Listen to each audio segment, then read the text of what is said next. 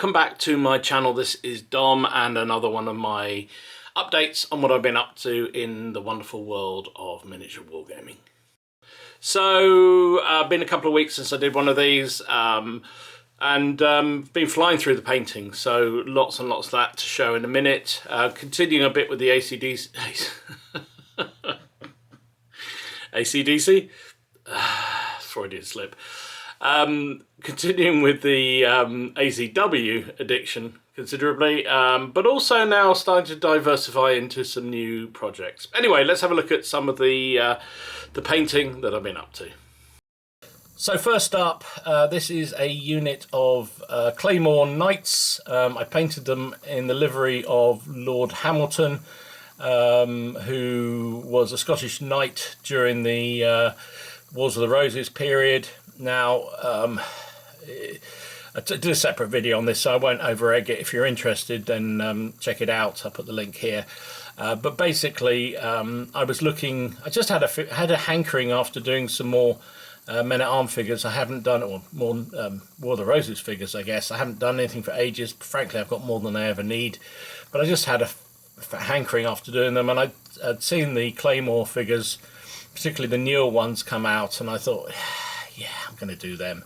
So I actually ordered them while I was up in Ludlow, and they arrived not long after I got back, and literally I painted these up in 2 days, something like that. After consulting with my medieval consultant, Martin from Seventh Son channel, we discussed what sort of lords might have been accompanying Margaret of Anjou when she came down from Scotland into the north of England during the Wars of the Roses, and seems inconclusive that there were any Scottish lords there. There was a civil war going on in Scotland at the time, and they were probably otherwise engaged. But on the balance of possibility, shall we say, Lord Hamilton was one of two that may well have come down with, or at least sent support down. So in my retinue for Margaret of Anjou, now we have Lord Hamilton with his burly group of Scottish men-at-arms ready to go and support the Queen. They're carrying the Hamilton flag. There's a sort of approximation of his coats of arms on their shields and surcoats. Don't look too closely.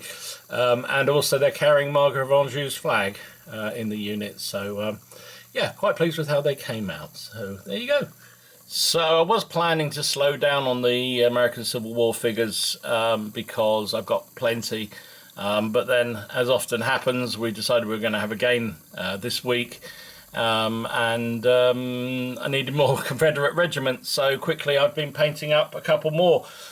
So this one is Hamptons Legion, I believe that for standard is, and these are some more of those 3D printed figures that Ken gave me down the club. They're, as I mentioned before, they're a little bit on the small side, but I do like the sculpting of them. I think they're really nicely done.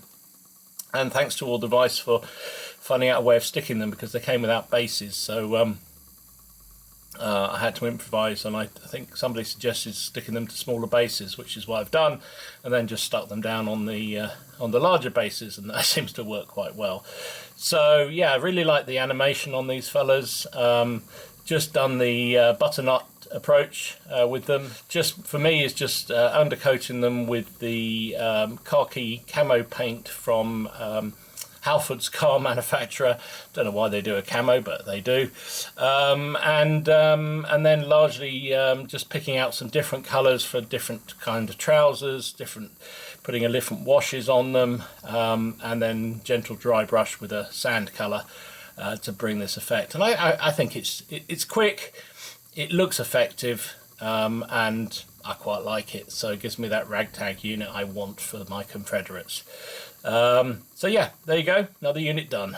So those of you who follow the Plastic Crack podcast on a Monday night will be aware that we've been, well, it's been a community-run project this year to or something called the OPC, which is basically a kind of friendly challenge for people in the community to work through their stash of opportunity and paint up various figures. So the idea this year was that you'd paint up a number of units or vehicles or terrain even for your chosen force throughout the year with different sort of challenges, and at the end of the year to show off your whole battalion or regiment or army, whatever you manage to do. So I realised I haven't done anything, so I've been doing a sort of mixed bag of US Second World War crossed with Weird World Conflict 47 figures, because if I do both then I can use for both. So that was the idea, and I haven't done any for ages, and I realised I should do. So the final challenge, I think, or this month, is to show off a battalion,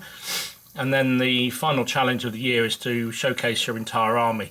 So I thought I'd better get on and do a few more figures. So I found in the Stash of Opportunity a couple of Warlord packs, the 50 cal machine gun over there, and also a 81mm mortar and crew. So I painted them up quickly. They're metal packs. They're they're usual Warlord stuff. They work pretty well. It's just fiddly as hell, and they don't really give you any instructions to put them together. So luckily, the wonderful world of super glue applicator and sticking my fingers to my face, and it all came together reasonably well. Now the guy at the back with the bazooka, he's the freebie figure that you got with the new Bolt Actions 3 rulebook. I forget the character now, but I don't know whether I'll use him, but I thought I had him, I'll paint him up at the same time. It's a nice figure. He's Warlord resin. There were two options, one with the bazooka and one with I think it was a Thompson machine gun. I went with the bazooka mainly because he's got a bag full of projectiles for it, so I thought, well, that seems the most appropriate, so I went with that. So there you go, a couple more I guess reinforcements for my Second World War stroke Conflict 47 US forces finished. So I talked about almost finishing these up on the painting table video. These are the dismounted Confederate Cavalry to go on with the mounted and the horse holders that I showed last month. These are a mixture of Perry metals and they're Perry plastics as well, so mixed in together. I love some of the animation. This dude here with his gloves on shooting his pistol is fantastic. I quite like the guy on the horseback. He's looks like a right old veteran campaigner, and he's got a pair of binoculars in his hands. Really nice figures. Yeah, so I just painted them up as I did with the previous lot of dismounted dragoons, dismounted infantry, I suppose, dismounted cavalry. In the rules, they become skirmish units once they dismount. So to denote skirmish units, for me, I've taken the sort of standard 6 by whatever bases that I normally do for sort of would have 6 figures on and put 4 on them. I've also picked out ones that are slightly deeper. So these are, I think they're 5 centimeters deep, 4.5 centimeters deep, something like that, whereas I'd normally have 4 centimeters for a sort of standard regiment. So they've got that sort of more open feel to them than the standard close formation Confederate and Union forces, and I think that hopefully will help them stand out on the battlefield when I'm using them. So yeah, more done. Another real mixed bag of uniforms and clothing, some civilian clothing, some uniform, and very pleased with how they've come out. I think they look really nice. So they'll probably be seeing the table this week, so they'll probably die. So next up, this is another unit of Confederate Infantry. I've done them as skirmishers.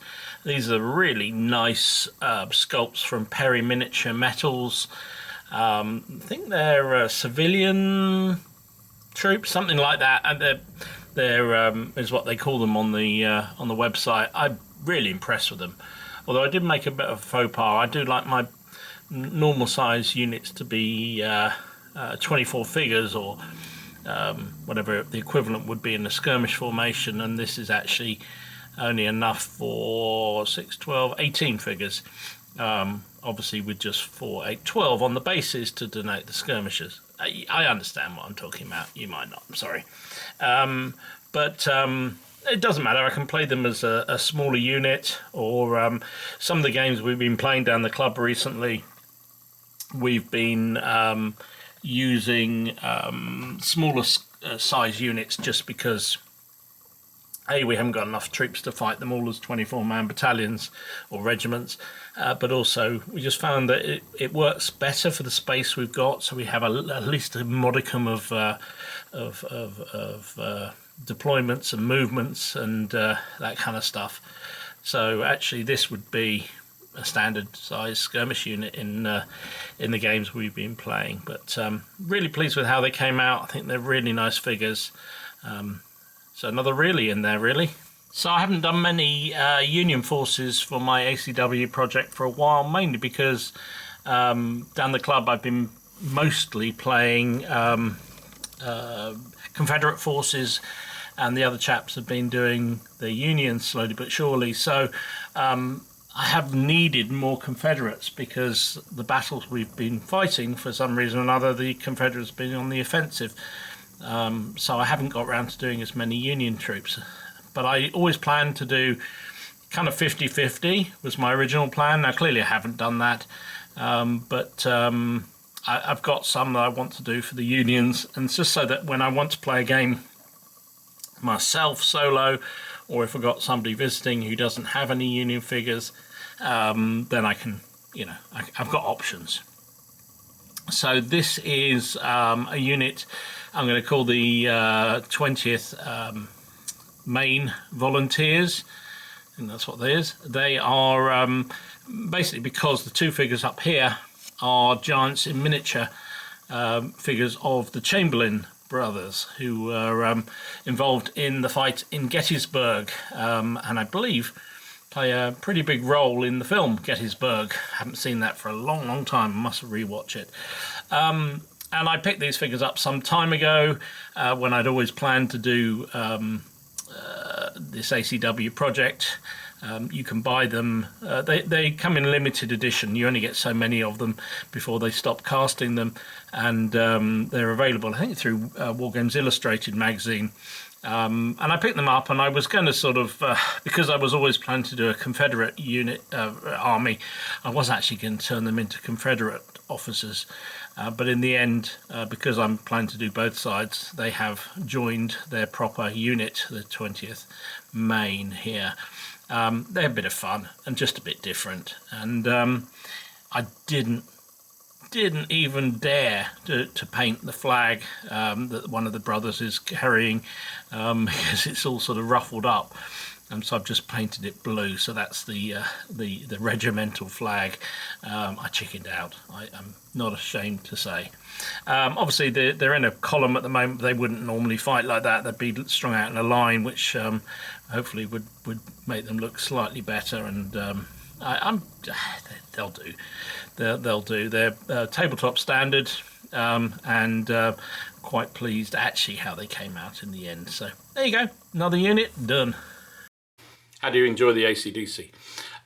So gaming wise has been fairly varied and quite fun as well. A couple of weeks ago we played epic Napoleonics. Michael, who I've mentioned him before on this, he is a reenactor and a commissioned painter. And he came down to the club, Farnborough Wargaming, some time ago because he had been roped into, that's a polite way of saying, putting on a game at Partisan, and had painted up epic forces for the British, French and Prussians for this massive sort of participation game they were running at Partisan. He wasn't a wargamer, isn't a wargamer. The group of mates that he was doing it with all largely dropped out for various reasons and left him and one other person who weren't wargamers to run this game. So he came down to sort of get the basics on black powder rules and what have you. Anyway, he still comes down from time to time. He's a lovely chap. By his own admission, he can't get into the idea of wargaming. He just doesn't seem to stick with him. But he loves seeing the figures. So he brought down his epic Napoleonics, and we had a sort of a scenario he'd set up, which was kind of loosely based around Ligny. Prussians trying to hold on to a village, whereas the French, with quite a lot of quality troops like Young Guard and stuff, attacked it. It was great fun. We used all of his figures. They're about to be, he sold them all and they're about to be shipped off, I think he said, to Portugal fairly shortly. So it was a last hurrah for them. And they are beautiful, really, really nice. So it was great fun to play with those. And, you know, Epic looks really good on the table, playing big scale, playing a big battle. I mean, not big scale because it's the same scale. So we had a good game, the four of us. Michael didn't even roll any dice. He just literally sat and watched, and he said he enjoyed it. So, you know, whatever floats your boat. And I know we've discussed it on the Plastic Crack many times. There's people who just aren't into the gaming. They like the painting and the modelling and all that kind of stuff, but the gaming doesn't really do it for them. And similarly, there's you know, people the other way around, a bit like me, who the painting is a chore. You do it because you have to, because you want the figures to look half decent on the table. But actually, it's the gaming that I enjoy and the project building that I enjoy. So, you know, it is what it is. So that was a good fun game. Then last week we went back to ACW. We played the Battle of Monocacy from the Glory Hallelujah supplement for Black Powder.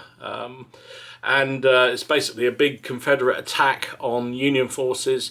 The challenge with it was timing. We had just 5 turns to beat the Union up. And as it turned out, we kind of did it by 6-ish. I mean, certainly the Union were probably going to be a full retreat by turn 6. And that was moving as quickly as we possibly could. We didn't dilly-dally, we just got in. But, you know, the vagaries of dice rolls made it quite challenging to get forward. And also give Paul and Jonathan their dues. They could have just retired back in the face of us, and then we could have never have done it. So they did actually fight it out. And it was a really good fun game. Again, we love ACW. We've been playing this one, I think we played, so it must have been 6 by 6, yeah, probably 6 by 6 table with 28mm figures, and even then we downgraded the regiment sizes. We went from normal 24s to sort of 18 or 16s, 16 or 18 figures, depending how it was for a standard regiment, just because it seemed, otherwise you get literally, especially in American Civil War, everything's in lines. So you kind of, just the spread is too big with 24-man battalions, unless you've got a very big table.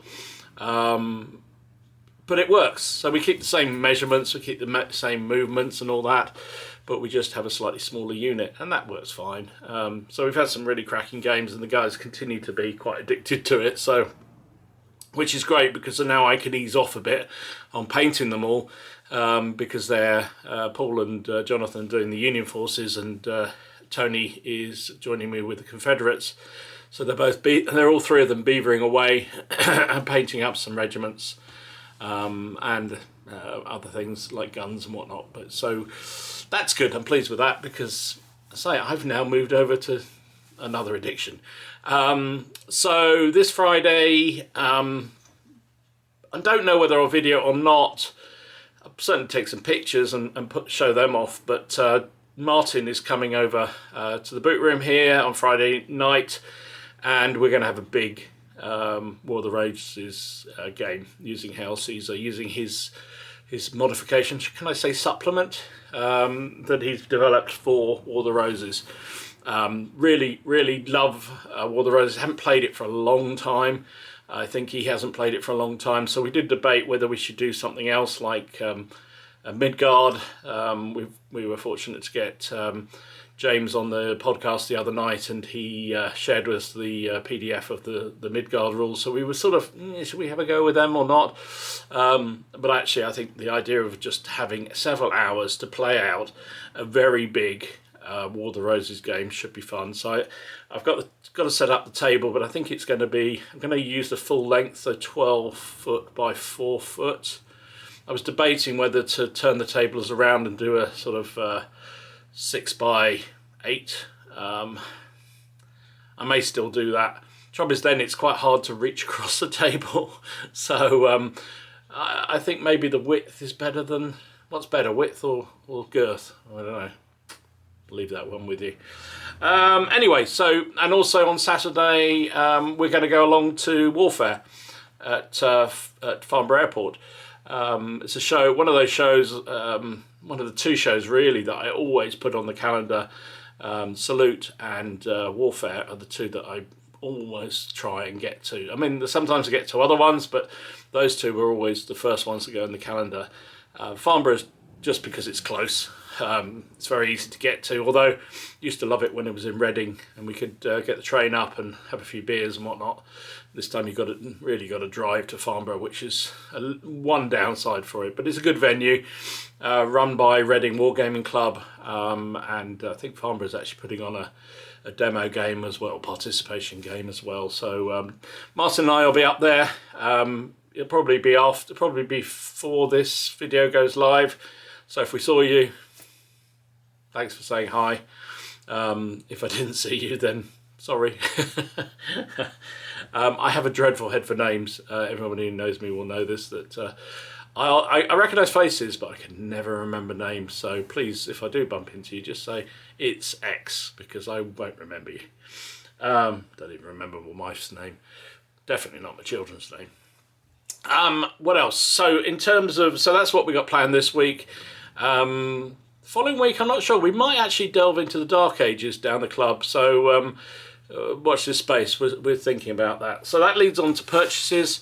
So I did a video about this. I had the new Hail Caesar Once and Future King supplement arrived. I did a sort of look into it. It looks really interesting. I think it's, I like Hail Caesar. I like those sort of family rules, the pike and shot, black powder, Hail Caesar rules. I really like them. They give a good, largish game. And this supplement looks promising. It's bringing a bit more flavour to the period. And without sort of being really weird shit, it gives a little bit of that element of Age of Heroes that the Arthurian period has. So I've got that. Also mentioned we had James, who is the author of Midgard, on the stream the other night, and he sent me the rules. I've also got them on order, so with all the tokens and stuff. So definitely going to be heading more into the Dark Age type period. Now I've got quite a lot of figures, but they're pretty old and battered. I'm going to start resurrecting them, but in the meantime I also thought it was time to upgrade a bit. So I've been to Victrix, bought some early Saxon unarmoured warriors, and I've got some armoured warriors because they're on the painting table, which is why, or they're on the I've just been making them up, so that's there. I've also bought, or also Warlords sent me a couple of packs of their new Arthurian figures. So I'm going to work through those as well. I'll do a separate video on those just to show what they look like. Very nice sculpts. Certainly the resin ones, really nice sculpts. So so I got all those. Plus, what else did I order?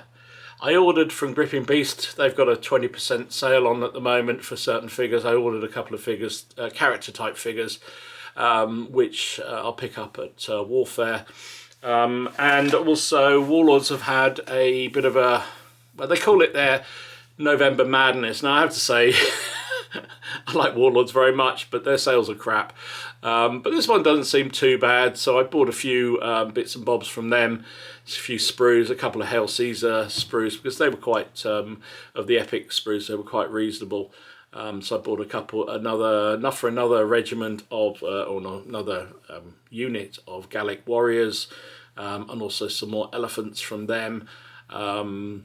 And I've got, which tank, I also ordered a tank, oh no, an armor, and a half track to go with my bolt action stroke Confit 47 project, but those haven't arrived yet. I did also pick up this thing, which I'm quite excited about trying out. This is Sarissa Precision's 15mm Roman Farm, but I like the fact it's all pre-coloured. So going to look forward to doing that as well. So I think that's it in terms of purchases. Well, I did buy some stuff for a secret project, which I'm not going to talk about just yet, but it will be for Midgard, and it might link back to my recent holiday around Turkey. Blimey. I think that's probably about it. Thanks to everybody who subscribes. If you haven't hit that subscribe button, please do. It costs you nothing. Just means that the algorithms take my channel a little bit more seriously, and it gets offered up to more people. And also, hopefully, that opens up the wonderful world of our hobby to a few more faces and a few more eyeballs, which is always good. If they like the rubbish that I put out, of course. If they don't, it puts them off. And thanks to all the channel members and patrons. Really appreciate you guys. I don't mention it enough, but I do appreciate everybody who makes a contribution. Helps me to keep producing more stuff. So that's all to the good. And at some point, I am going to invest in a proper video editing course, because my video editing skills are shockingly bad, and I see what Martin and others do, and I think, yeah, I should be better. I should do it better. I've been doing this for quite a long time, and yeah, I'm very set in my ways. So anyway, thanks to all those, and you know, it's no obligation, but if you want to click that join button, I think it's down below, then you can join the membership for the channel, and also there's a link down below for patrons. I had 2 more patrons just recently, so thank you to them for joining. I'll put a list up coming probably now. So otherwise, I may have seen you at Farnborough at Warfare. If I did, then lovely to meet you. In the meantime, I will see the rest of you on my next update and my next game. The ACW ACDC battle will go live on Friday night. So if you're interested in that, I would look out for that, and if you're a subscriber, you'll be notified anyway. Anyway, that's enough waffle from me. Stay safe, stay well, and I will see you all again soon. This is Dom, signing out.